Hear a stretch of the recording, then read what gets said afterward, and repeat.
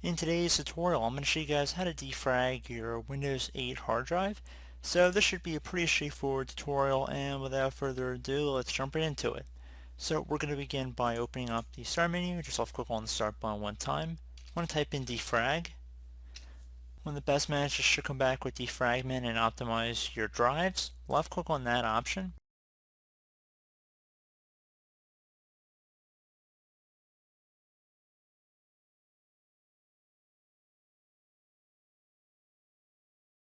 So we'll get a little prompt here saying optimize drives. You want to select whatever drive you want to scan here. So probably have a little Windows icon above the hard drive if it's your Windows hard drive here.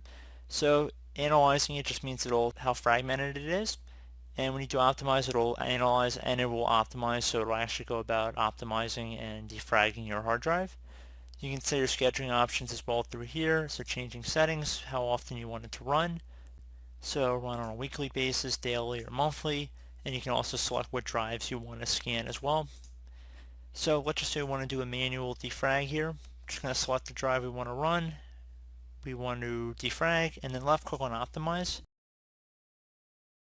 This will take some time, and as you can see, it currently will analyze the drive first before it goes ahead and defrags it. So pretty straightforward process here.